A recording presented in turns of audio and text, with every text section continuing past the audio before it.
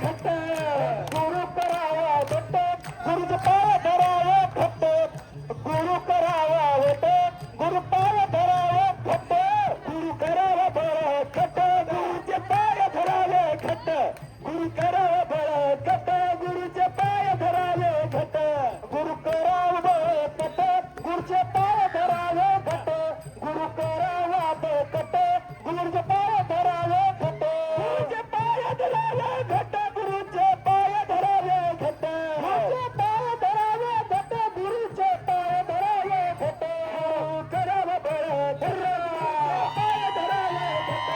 गुरु करावा बळ घट्ट गुरुचे पाय धरावे घट्ट गुरु करावा बळ चटल गुरुचे पाय धरावे घट्ट गुरु करावा बळ घट्ट गुरुचे पाय धरावे घट्ट गुरु आणि लिंग जंगमाची सेवा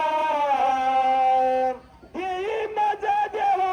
जन्मोजन्मी गुरुची सेवा लिंगाची सेवा आणि जंगमाची सेवा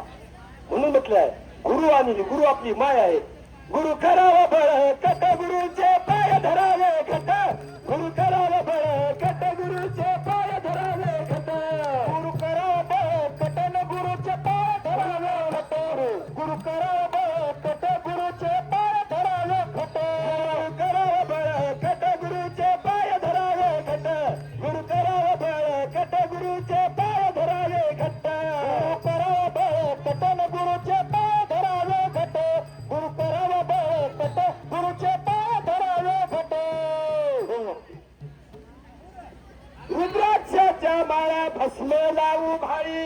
रुद्राक्षाच्या माळा भस्म लावू भाळी भस्म लावू भाळी ही आपल्याला गुरु ज्ञान दिल्यानं गुरु म्हणजे आपली आई आहे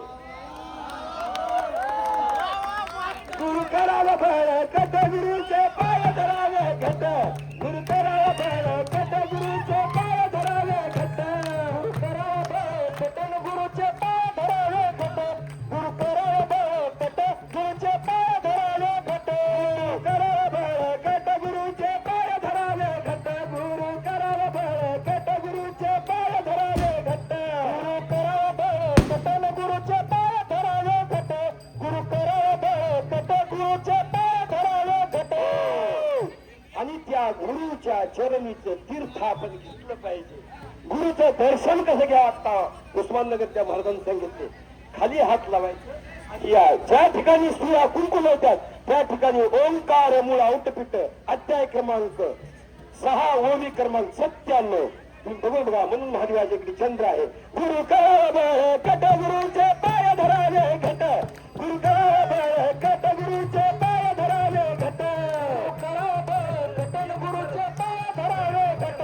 गुरु करावा बळ कट गुरुचे पाय धरावे घट गुरु करावा बळ कट गुरुचे पाय धरावे घट गुरु करावा बळ कट गुरुचे पाय धरावे घट गुरु करावा बळ कट गुरुचे पाय धरावे घट गुरु करावा बळ कट गुरुचे पाय धरावे घट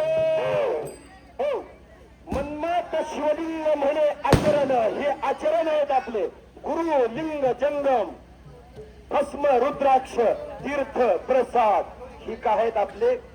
मानव धर्माचे आचरण आहेत आणि हे आचरण म्हणून शेवटचरण झाले मन्मत शिवलिंग म्हणे आचरण हिची अष्टवर्ण वीरसेवा गुरु करावा बळ कट गुरुचे पाय धरावे घट गुरु करावा बळ कट गुरुचे पाय धरावे घट गुरु करावा बळ कट गुरुचे पाय धरावे घट गुरु करावा बळ कट गुरुचे पाय धरावे घट त्यानंतर शंभरंग शिवा